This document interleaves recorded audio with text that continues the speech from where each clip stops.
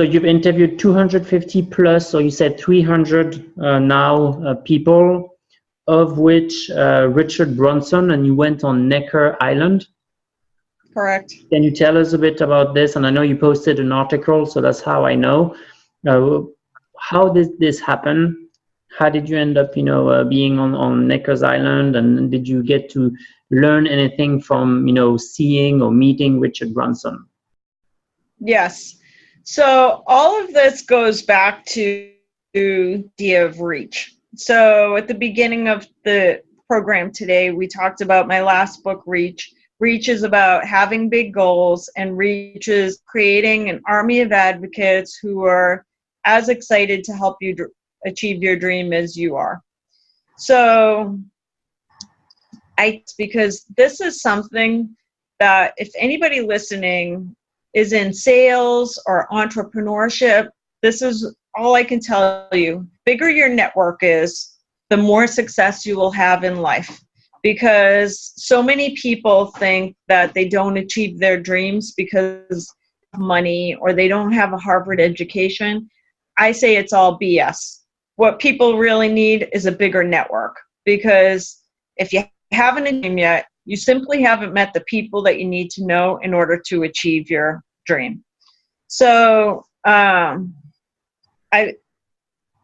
things that I've done over the years, and there's two pieces to this. First, in order to expand my own personal network, I still interview people. I try to do 2 or 3 a week, that I literally reach out to strangers in my marketplace and I ask them if I could interview them about their success. I only do my interviews in person because I want to build a relationship. Dale Carnegie wrote a great book, How to Win Friends and Influence People. And the whole idea of it is that if you become super interested in other people, they'll become interested in you. So that's all this. Go out and interview people, become interested in them, and they'll become interested in what you're doing.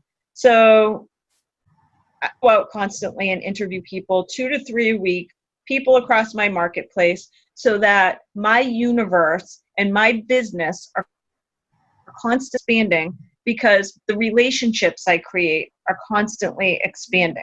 I believe, everyone's universe expands through the people they meet, and it's infinite, right? But you have to meet people basically to learn new things, and they know more people, and then things become limitless through the network.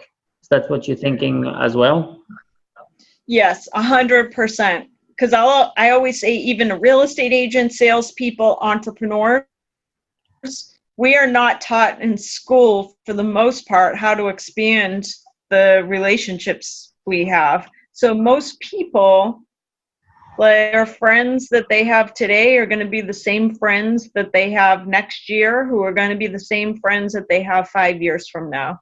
I'll tell you that I add hundreds of new friends every year, and it's because I've created a system that I'm getting out constantly, meeting people, learning about them, sharing their stories with the world. So I've created a system for building new and more fruitful relationships. Here I am, like 44 years old, and I'll say some of my closest friends, like I can't even imagine life without these people, are people that I met over the last years, and they were a stranger I reached out to an interview. So that's one piece. Now, how do you get to? So I'll say that I talked a little bit about the art of manifestation. I believe I have access. I believe I have access to anybody I want in the world. Now, how do you manifest? So if I want something, whether it's a house, mostly what I want in the world is more and different relationships. So first of all, I have a vision board.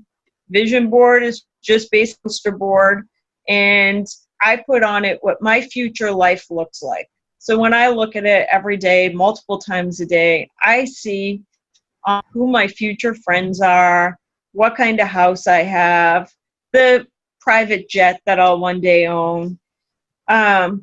What's in is by creating a vision board, you allow your subconscious to access like the greater universe, so that your power is so much greater than you actually working towards your dream. So every year I update my vision board, and I include on my vision board people who I'm going to be friends with, the interviews that I'm going to do. And I always pick some super cool people. I mean, most of the interviews I do are Boston or New York or like local people. But I always have a list of the cool ones that I'd love to like pick their brain for a little while. Last year, one of those people was Richard Branson. I'm going to give you two stories. First is Richard Branson. But Richard, I put on my vision board last year. I'm like, all right, 2007 or 2016 is going to be the year that I meet Richard Branson, and I'm his brain. I need to be around somebody that thinks about how we're going to all travel to the moon. So I put him on my vision board. The thing is, I know, because I put it on my vision board, I know with certainty, I knew I was going to meet him.